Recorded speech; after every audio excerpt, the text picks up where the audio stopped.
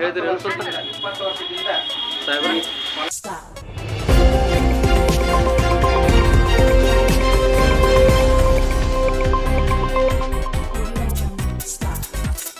ಇದು ಚರ್ಮ ಮೇಡಮ್. ಇದು ಯಾವ ಥರನಾಗಿರ್ತಕ್ಕಂಥ ಇದು ಉಡುಪು ಮೇಡಮ್? ಇದು ಡ್ರಾಮಾಕ್ಕೆ ಬೇಕಾಗಿತ್ತು ಅಂದರೆ ಸರಿ. ಪ್ರತಿಭೆ ಎಂಬುದು ಅದು ಕೂಡ ಕೆಟ್ಟ ಚಿನ್ನದಂತೆ.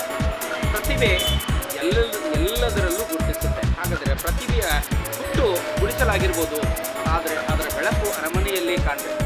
ಹಾಗೆ ಇವತ್ತು ನಾನು ನಿಮಗೆ ಪರಿಚಯ ಮಾಡಿಕೊಡುವಂಥ ಒಬ್ಬ ಸಾಧಕಿಯನ್ನು ಸಮಾಜದ ಒಂದು ಕಡೆಯ ರಂಗದಲ್ಲಿ ಇದ್ದುಕೊಂಡು ಅಥವಾ ಸಮಾಜದಿಂದ ಸಾಕಷ್ಟು ದೂರದಲ್ಲಿ ಇದ್ದುಕೊಂಡು ಇವತ್ತು ಸಾಧಕಿಯಾಗಿ ಹೊರಹೊಮ್ಮಿರ್ತಕ್ಕಂಥ ಒಬ್ಬ ಮಹಿಳಾ ಸಾಧಕಿಯನ್ನು ಪರಿಚಯ ಮಾಡಿಕೊಡುವಂಥ ಒಂದು ಪ್ರಯತ್ನ ಮುಂದೆ.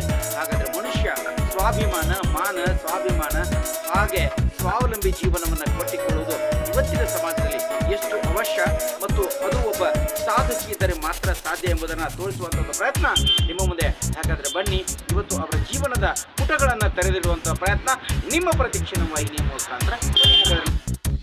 ಇವತ್ತು ಅವ್ರು ಯಾವ ರೀತಿ ಕೆಲಸ ಮಾಡ್ತಾ ಇದ್ದಾರೆ, ಸಾಮಾನ್ಯರಲ್ಲಿ ಸಾಮಾನ್ಯವಾಗಿ ನಿಂತ್ಕೊಂಡು ಎಲ್ಲರ ಜೊತೆಗೆ ಯಾವ ರೀತಿ ಬರೀತಾ ಇದ್ದಾರೆ ಎಂಬುದನ್ನು ತೋರಿಸ್ತೀನಿ.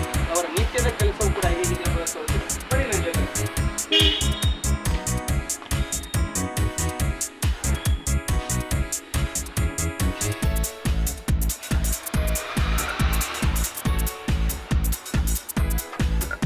ಮನೆ ಚಿಕ್ಕದಾಗಿರ್ಬೇಕಂತ ಮನಸ್ಸು ದೊಡ್ಡದಾಗಿರ್ಬೇಕಂತ.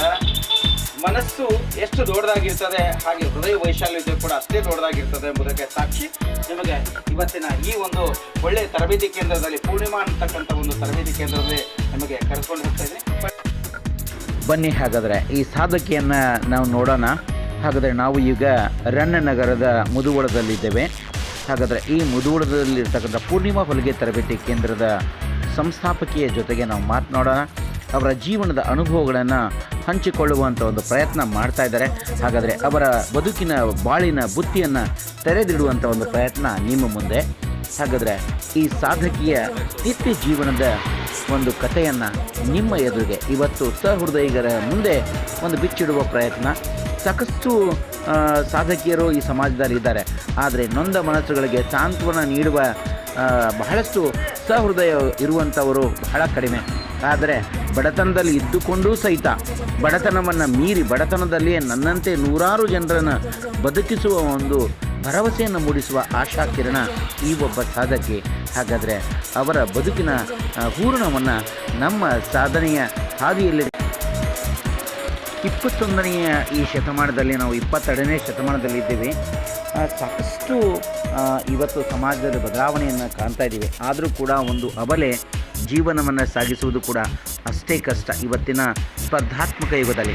ಆದರೆ ಒಬ್ಬ ಓದು ಬರಹ ಬರದೇ ಇದ್ದರೂ ಕೂಡ ಒಬ್ಬ ಅನಕ್ಷರಸ್ಥ ಮಹಿಳೆ ಮನಸ್ಸು ಮಾಡಿದರೆ ಏನೆಲ್ಲ ಸಾಧಿಸಬಹುದು ಎಂಬುದಕ್ಕೆ ನಿಮಗೆ ಈ ಒಂದು ವಿಡಿಯೋ ಮತ್ತು ಈ ಒಂದು ಅವರ ಜೀವನದ ವೃತ್ತಾಂತ ಮುಂಬರುವ ಒಂದು ಪೀಳಿಗೆಗೆ ಮತ್ತು ಮಹಿಳೆಯರಿಗೆ ಮಾದರಿಯಾಗಲಿ ಎಂಬುದೇ ನನ್ನ ಉದ್ದೇಶ, ನನ್ನ ವಾಹಿನಿಯ ಉದ್ದೇಶ. ಅದನ್ನು ತೆರೆದಿಡುವಂಥ ಒಂದು ಪ್ರಯತ್ನ ನಿಮ್ಮ ಮುಂದೆ. ಹಾಗಾದರೆ ಅವರ ಬದುಕಿನ ಒಂದೊಂದು ಪೂರ್ಣದ ಪ್ರತಿಯನ್ನು ನಿಮ್ಮ ಮುಂದೆ ಬಿಚ್ಚಿಡುವುದು, ಅದರ ಸವಿಯೋಣ. ಹಾಗೆ ಅವರ ಮಾತುಗಳನ್ನು ಕೂಡ, ಅವರದ ಹೃದಯಾಂತರದ ಮಾತುಗಳನ್ನು ಕೂಡ ನಾವು ನೀವೆಲ್ಲರೂ ಕೇಳೋಣ. ಆ ಸಾಧನೆಯ ಹಿಂದೆ ಎಷ್ಟೊಂದು ನೋವು ಇದೆ, ಹಾಗೆ ಅವರ ಕೈಯಲ್ಲಿ ಕಲಿತಿರ್ತಕ್ಕಂಥ ಎಷ್ಟೋ ಹಿರಿಯ ಜೀವಿಗಳು ಕೂಡ ಯಾವ ರೀತಿ ಮತ್ತೆ ಅವರ ಬದುಕಿನ ಈ ಸ್ಫೂರ್ತಿಯ ಮಾತುಗಳು, ಹಾಗೆ ಅವರು ನೀಡುವಂಥ ಒಂದು ಮಾರ್ಗದರ್ಶನ ಮುಂಬರುವ ಹಾಗೆ ಅವರ ಕೈಯಲ್ಲಿ ಕಲಿಯುವಂಥ ಎಲ್ಲ ಮಹಿಳೆಯರಿಗೆ ಯಾವ ರೀತಿಯಾಗಿ ಕಲಿಸುತ್ತಾರೆ ಎಂಬುದನ್ನು ಕೂಡ ನಾವು ನೋಡಬಹುದು. ಇವತ್ತು ನಿಮ್ಮ ಎದುರಿಗೆ ಈ ಒಂದು ಪೂರ್ಣಿಮಾ ಹೊಲಿಗೆ ತರಬೇತಿ ಒಂದು ಕೇಂದ್ರದ ಒಂದು ಒಳ್ಳೆಯ ಈ ಒಂದು ಸುದ್ದಿಯನ್ನು ನಿಮ್ಮ ಮುಂದೆ ಇಡುವಂಥ ಒಂದು ಪ್ರಯತ್ನ. ಹಾಗಾದರೆ ಬನ್ನಿ, ಪ್ರೋತ್ಸಾಹಿಸಿ ನೋಡೋಣ, ಅವರಿಗೆ ಆಶೀರ್ವದಿಸೋಣ ಎಂಬುದೇ ನಮ್ಮ ಒಂದು ಆಸೆ, ನಮ್ಮ ಪ್ರತಿಕ್ಷಣ ವಾಹಿನಿಯ ಒಂದು ಮುಖ್ಯ ಉದ್ದೇಶ. ಇವತ್ತು ಮಹಿಳಾ ಸ್ವಾಭಿಮಾನಿ, ಸ್ವಾವಲಂಬಿ ಆಗಿರ್ತಕ್ಕಂಥ ಸಾಧಕಿಯನ್ನು ಪರಿಚಯ ಮಾಡಿಕೊಡೋದು, ಅವರ ನಿತ್ಯ ಜೀವನದಲ್ಲಿ ಯಾವ ರೀತಿಯಾಗಿ ಅವರು ತರಬೇತಿಯನ್ನು ನೀಡ್ತಾ ಇದ್ದಾರೆ, ತಾವು ಅಷ್ಟೇ ಅಲ್ಲ ಉಳಿದ ಹೆಣ್ಣು ಮಕ್ಕಳಿಗೂ ಕೂಡ ಮಾದರಿಯಾಗಿ ತರಬೇತಿಯನ್ನು ನೀಡ್ತಾರೆ ಎಂಬುದನ್ನು ನಾವು ನೋಡ್ತಾ ಇದ್ದೀವಿ. ಇವತ್ತು ನಾವು ಈ ಪೂರ್ಣಿಮಾ ಹೊಲಿಗೆ ತರಬೇತಿ ಕೇಂದ್ರದಲ್ಲಿ ನಾವಿದ್ದೀವಿ, ನೋಡ್ಬೋದು.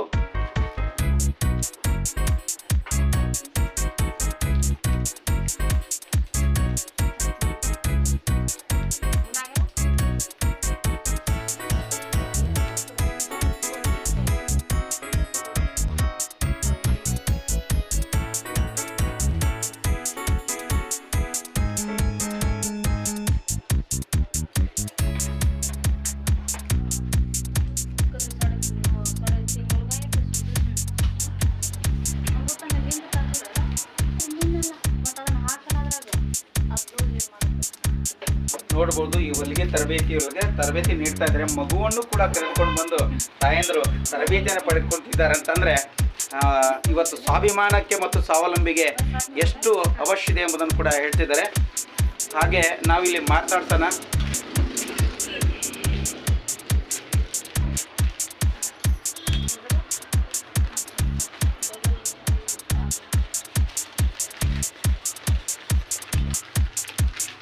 Stop.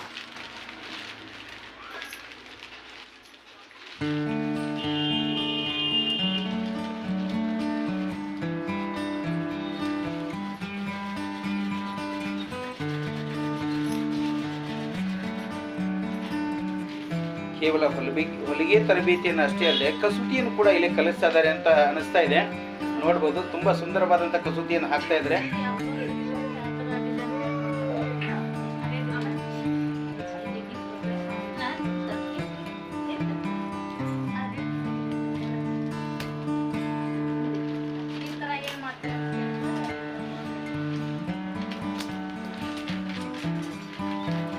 ಅದಕ್ಕೆ ನಾನು ಹೇಳಿದೆ ಪ್ರತಿಭೆ ಪುಟಕ್ಕಿಟ್ಟ ಚಿನ್ನದಂತೆ. ಅದಕ್ಕೆ ಹೇಳ್ತಾರೆ ಪ್ರತಿಭೆ ಅಂತಕ್ಕಂಥದ್ದು ಅದು ಗುಡಿಸಿದಲ್ಲಿ ಹುಡ್ತಾ ಇದೆ, ಅದರ ಬೆಳಕು ಮಾತ್ರ ಅರಮನೆಯಲ್ಲಿ ಕಾಣು ಎಂಬುದಕ್ಕೆ ಇವತ್ತು ನೀವು ನೋಡ್ಬೋದು. ಮಹಿಳೆಯರ ತರಬೇತಿಗಾಗಿ ಈ ಒಂದು ತರಬೇತಿ ಇವತ್ತಿನ ದಿನ ಗೃಹಿಣಿಯರಿಗಾಗಿ ಬಹಳಷ್ಟು ಅವಶ್ಯ. ಅಷ್ಟೇ ಸ್ವಾಭಿಮಾನ ಮತ್ತು ಸ್ವಾವಲಂಬಿ ಜೀವನವನ್ನು ನೀಡೋದಕ್ಕೆ ಇದು ಸಾಕ್ಷಿ ಎಂಬುದು ಕೂಡ ನೀವು ನೋಡ್ತಾ ಇದ್ದೀರಿ. ಮೇಡಮ್, ಇದು ತಾವು ಇದನ್ನ ಬಟ್ಟೆಯನ್ನು ಕಲಿತ್ಕೊಳ್ಳೋಕ್ಕಿಂತ ಪೂರ್ವದಲ್ಲಿ ನೀವು ಸಿದ್ಧ ಉಡುಪುಗಳನ್ನು ಮಾಡೋದಕ್ಕಿಂತ ಪೂರ್ವದಲ್ಲಿ ಈ ರೀತಿಯಾಗಿ ತರಬೇತಿಯನ್ನು ಪಡಿತಾ ಇದ್ದೀರಿ ಅಂತ ಅನ್ಸುತ್ತೆ. ತಮ್ಮ ಹೆಸರೇಮ್ಮ? ತಾವು ಎಷ್ಟು ದಿನಗಳಿಂದ ತಾವು ತರಬೇತಿ ಪಡಿತಾ ಇದ್ದೀರಿಮ್ಮ? 20 ದಿನ ಆಯ್ತ್ರಿ. ಹೇಗೆ ಅನಿಸಿದೆ ನಿಮ್ಮ ತರಬೇತಿ? ಮೇಡಮ್ ಅವರು ನಿಮ್ಗೆ ತರಬೇತಿ ಚೆನ್ನಾಗಿ ನೀಡ್ತಾ ಇದ್ದಾರೆ. ತಿಳಿಯುವಂಗೆ ಹೇಳ್ತಾರೆ. ಈ 20 ದಿನಗಳಲ್ಲಿ ನಿಮ್ಗೆ ಬಂದ ದಿನ ನಿಮಗೆ ಬಟ್ಟೆಯನ್ನು ಹೊಲಿಲಿಕ್ಕೆ ಕೊಡ್ತಾರೇನ್ರಿ? ಯಾವ ರೀತಿಯಾಗಿ?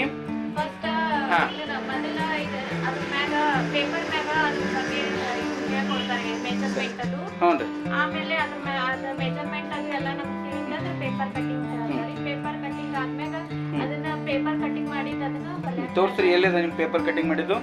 ಇದು ಪೇಪರ್ ಕಟಿಂಗ್ ರೀ.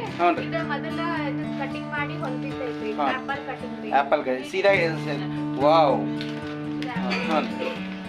ಇದು ಹೊಲದಾದ್ಮ್ಯಾಗ ಹೊಲ್ಗಿ ಯಂತ್ರ ಆ ನಂತರ ನಿಮ್ಗೆ ಬಟ್ಟೆ ಕೊಡ್ತಾರೆ. ಅಂದ್ರೆ ಮೊದಲು ನೀವು ಪೇಪರ್ನಲ್ಲೇ ರೆಡಿ ಮಾಡುತ್ತಾರೆ. ಹೌದು. ಈ ತರಬೇತಿಯಿಂದ ನಿಮಗೆ ಏನ್ ಅನಿಸಿದೆ ಅಮ್ಮ? ನಮಗೂ ಕಲಿಬಹುದು, ಇನ್ನೊಬ್ಬರು ಹೊಲಕ್ ಕೊಡ್ಬೋದು ಅಂತ. ಹೌದು, ನೀವು ಸ್ವಾವಲಂಬಿ ಆಗ್ಬಹುದು ಅಂತ ಅನಿಸ್ತಾಗತೈತಿ. ಹೌದು, ಒಳ್ಳೆ ತರಬೇತಿ ನೀಡ್ತಿದ್ದಾರೆ. ಹಾಗೆ ಫೀಸ್ ಎಷ್ಟು ಕೊಡ್ತೀರಿ?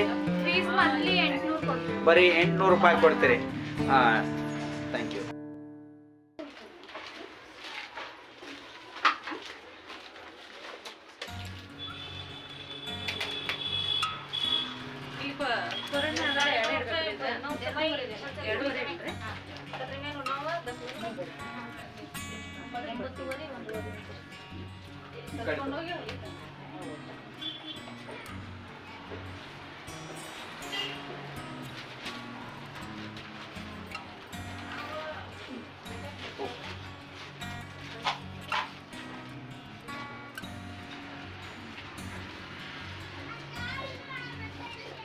ಕಟ್ ಮಾಡಲಿಕ್ಕೆ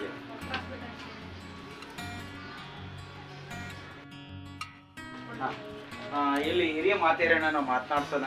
ನೋಡೋಣ, ಅವರು ಕೂಡ ಹಿರಿಯರಿದ್ದಾರೆ, ಜೊತೆಗೆ ತರಬೇತಿಯನ್ನು ಕೂಡ ಪಡಿತಾ ಇದ್ದಾರೆ. ಈಗ ನೀವು ನೋಡ್ತಾ ಇರ್ಬೋದು. ಅವ್ರ ಜೊತೆ ಮಾತನಾಡ. ಅಮ್ಮ ನಮಸ್ಕಾರ ರೀ. ಪ್ರತಿಕ್ಷಣ ವಾಹಿನಿಗೆ ತಮಗೆ ತುಂಬ ಹೃದಯದ ಸ್ವಾಗತ. ಅಮ್ಮರೇ ಕೂತ್ಕೊಳ್ರಿ ಅಮ್ಮ ಕೂತ್ಕೊಳ್ರಿ. ತಾವು ಎಷ್ಟು ದಿನಗಳಾಯ್ತ್ರಿ ಅಮ್ಮವ್ರ ತಾವು ಟ್ರೈನಿಂಗ್ ತಗೊಳಕತ್ತಿ? ಸರ್, ನಾನು ನಿವೃತ್ತಿ ಶಿಕ್ಷಕಿ. ನಿವೃತ್ತಿ ಹೊಂದಿದ ಮೇಲೆ ನನಗೆ ಖಾಲಿ ಕೊಡೋದು ಬೇಜಾರಾಯ್ತು. ಅದಕ್ಕಾಗಿ ನಾನು ಇಲ್ಲಿ ಬಂದು ಕೆಲಸ ಮಾಡಿದಾಗ ಮೇಡಮ್ ಅವ್ರ ಸಹೃದಯದಿಂದ ನನಗೆ ತರಬೇತಿ ಕೊಡೋಕೆ ಒಪ್ಪಿಕೊಡ್ತೀನಿ. ನೀವು ಮೂಲತಃ ಗುರುಮಾತೆಯರು. ನೀವು ವೃತ್ತಿ ನಂತರ ಮತ್ತೆ ರಿಟೈರ್ಡ್ ಆದ ನಂತರ ನಿವೃತ್ತಿ ಬಂದು 6 ತಿಂಗಳಾಯ್ತು. 6 ತಿಂಗಳ ನಂತರ ಅಂದ್ರೆ ಈಗ ನಾ ಬರ್ಲಿಕ್ಕೆ 2 ತಿಂಗಳಾಯ್ತು. ಈಗ ನಾನು ಬ್ಲೌಸ್ ಎಲ್ಲ ಈ ಅಮ್ಮೋರೆ ಈಗ ವಿಶ್ರಾಂತಿ ಜೀವನದಲ್ಲಿ ಸಾಕಷ್ಟು ಆರಾಮ್ ತಗೋಬಹುದು ಅಂತ ವಿಚಾರ ಮಾಡ್ತಾರ ಬಹಳಷ್ಟು ಜನ. ಸಾಕಪ್ಪ ಸಾಕಂತೇಳಿ ಇಂಥದ್ರಲ್ಲಿ ಇನ್ನೂ ನೀವು ಕಲಿಬೇಕನ್ನುವಂತ ಒಂದು ಆಸಕ್ತಿ ನಿಮ್ಗೆ ಯಾಕೆ? ಸರ್, ನಾನು ಮೊದಲಿನಿಂದನೂ ಸ್ಟಿಚ್ ಮಾಡೋದ್ರಾಗ ಇಂಟ್ರೆಸ್ಟ್. ಆಸಕ್ತಿ. ಬಟ್ ನನ್ನ ಕೆಲಸದ ವೇದ ಸರಿ ಅಮ್ಮ. ಈಗ ನಾ ಖಾಲಿ ಇರ್ತೀನಿಲ್ಲ, ಟೈಮ್ ಸಾಕಷ್ಟು ಸ್ಪೆಂಡ್ ಮಾಡ್ಬೋದು ಜೊತೆಗೆ. ಸ್ಪೆಂಡ್ ಮಾಡಿ ನಾ ಕಲಿತೀನಿ ಅಂದ್ರೆ ನನ್ನ ವಸ್ತ್ರಗಳನ್ನ ನಾವು ಹೊಲ್ಕೊಳ್ಳಿಕ್ಕಾಗಲಿ, ಮನೆಯವರು ಬೇರೆ ಅದು ಕೂಡ ಒಂದು ಉಳಿತಾಯನ.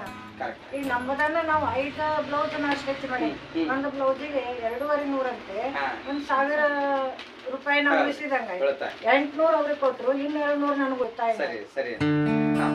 ಇನ್ನು ತರಬೇತಿಯನ್ನ ನೀಡ್ತಕ್ಕಂತ ಮೇಡಮ್ ಅವರು ನೋಡ್ರಿ, ವಯಸ್ಸಿನಿಂದ ನಾವು ಹಿರಿಯರಿದ್ದೀವಿ, ವಯಸ್ಸಿನಿಂದ ನೀವು ನೀಡುವಂತ ತರಬೇತಿ ನೀಡುವಂತ ಗುರುಮಾತೆಯರು ಕಡಿಮೆ ಇದ್ದಾರೆ.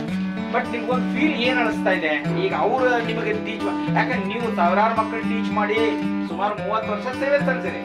ಈಗ ನೀವು ಒಬ್ರು ಸ್ಟೂಡೆಂಟ್ ಆಗಿ ಬಂದು ಕಲಿತಾ ಇದ್ದೀರಿ. How did you feel? ನಿಮ್ಗೆ ಹೇಗೆ ಅನ್ಸುತ್ತೆ?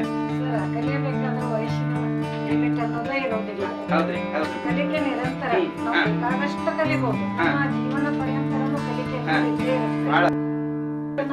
ಜೀವನವಾಗಿ ಇನ್ನೂ ಒಂದೀಟ ಸಾಧನೆ ಮಾಡಬಹುದು ಆ ಒಂದು ದೃಷ್ಟಿಯಿಂದ ನಾನು ಆಮೇಲೆ ಅವರು ಸಣ್ಣವರಿದ್ರು ನಾನು ಅವ್ರಿಗೆ ತರಬೇತಿ ಅದನ್ನ ಹೇಳಿದ್ದೆ.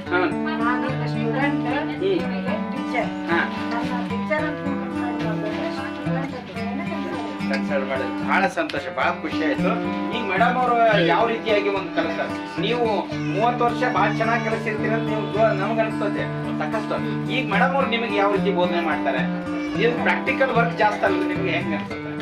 ಏನಿಲ್ಲ, ಅವ್ರು ಸ್ವಲ್ಪ ನನ್ನ ಜೊತೆಗೆ ಇದು ಮಾಡ್ತಾರೆ. ಫಸ್ಟ್ ಟೀಚರ್ ನೀವೇನು ನಮ್ಗೆ ಎಲ್ಲರಿಗೂ ಹೆಂಗೆ ಅಲ್ಲಿ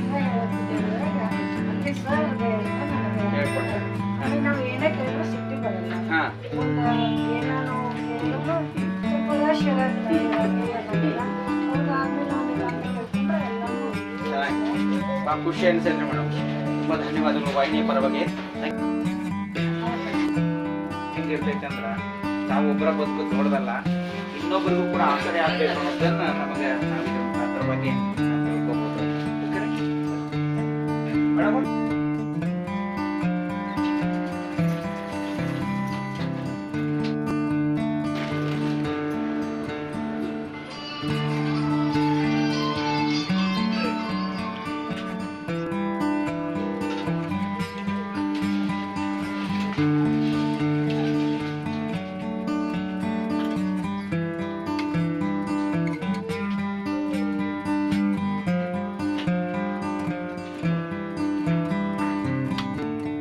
ನೀವು ಏನಾದ್ರು